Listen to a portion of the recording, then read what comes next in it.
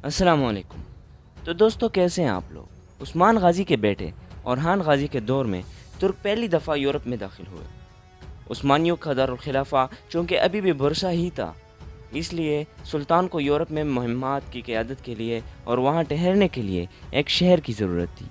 औरहान गाजी के वफ़ात के बाद उनके बेटे मुराद अव्वल ने 1369 में एड्रन को फ़तह किया और इसे उस्मानियों का नया दारुल खिलाफा बना लिया। सुल्तान ख़ुद कभी अनातोलिया और कभी यूरोप में होता था, लेकिन एड्रन पर अपने उस्ताद लाला शाहीन पाशा को गवर्नर मुकर्रर किया। उस्मानियों के यूरोप में दाखिल होने और एड्रन पर कब्ज़ा करने की वजह से यूरोपी ईसाई बहुत परेशान थे, क्योंकि इनकी आज़ादी ख़त्म हो रही थी और ख़ास तौर पर सर्बिया का शहनशाह बिल्कुल खुश नहीं था, क्योंकि एड्रन शहर इसके सरहद के बिल्कुल पास ही था और इसे ये डर था कि उस्मानी किसी भी वक्त इसकी सल्तनत पर हमला कर सकते हैं। तो वो शुरू ही से इस ख़तरे को मुकम्मल ख़त्म करने के लिए मौके की तलाश में रहने लगा और जल्द ही इसे ये मौका मिल गया।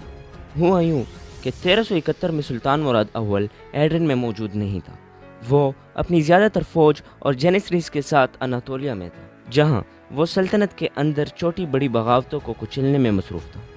एड्रन शहर में गवर्नर लाला शाहीन पाशा और लगभग 1000 के करीब फ़ौज मौजूद थी। सर्बियन बादशाह ने इस मौके से फ़ायदा उठाया और 50,000 का बड़ा लश्कर एड्रन पर हमला करने के लिए तैयार कर लिया और दरियाए मोरिट्सा के किनारे खेमाजन हो गए और उस्मानियों पर कारीवार के लिए तैयार थे। लेकिन लाला शाहीन पाशा, जो कि ना सिर्फ गवर्नर बल्कि तुर्कों का माहिर तरीन जर्नैल भी था, उसे ये खबर मिल गई कि सर्बियन लश्कर तैयारी करके एड्रन पर हमला करने वाला है।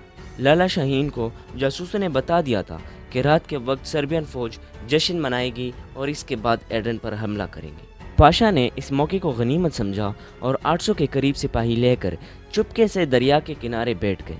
रात के वक्त जब सर्बियन लश्कर जश्न मनाकर तकन उतार रहा था, अचानक से तुर्कों ने हमला कर दिया। अब आधे सोए हुए और आधे नशे में दुध सर्बियन लश्कर के फरिश्तों को भी ये खबर ना थी कि हमला आवरों की तादाद 1000 से भी कम है। बेखबर लश्कर ने इसे बड़ा हमला समझा और जिसका जिधर मुंह निकला भाग निकला। सर्बों के एक तरफ दरिया और दूसरी तरफ उनकी मौत यानी उस्मानी थे, लेकिन भागते भागते सर्बों की हज़ारों जानों का नुकसान हुआ। इस जंग को तारीख़ में जंग मोरिट्सा कहा जाता है।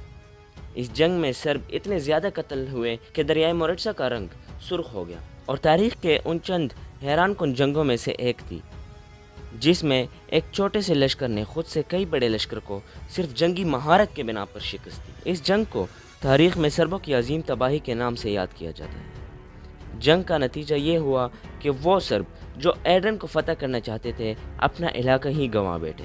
सर्बियन एम्पायर, जो कि बहुत बड़ी सल्तनत थी और खिलाफत उस्मानिया की बरतरी तस्लीम करने लगी, यानी कि खैराज देने लगी। तो दोस्तों, आपको जंग मोरिट्सा की कहानी कैसी लगी?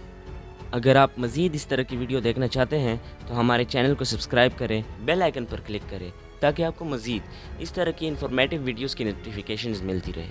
आपसे मिलते हैं किसी और वीडियो में, तब तक के लिए अल्लाह हाफ़िज़।